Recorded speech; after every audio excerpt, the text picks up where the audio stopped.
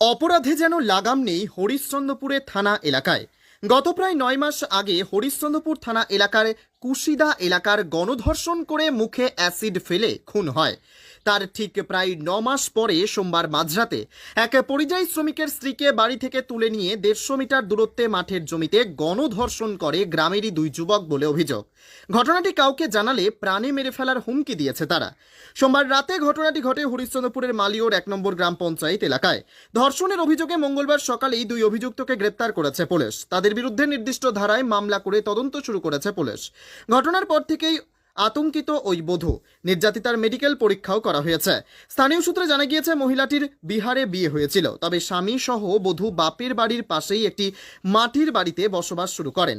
দুস্থ পরিবার চালাতে সমস্যা হতেই কাজের খোঁজে ভিন রাজ্যে পাড়ি দেন বধূর স্বামী। গত 1 মাস ধরে 3 সন্তান নিয়ে মাটির ঘরে কোনো রকমে মাথা গুঁজে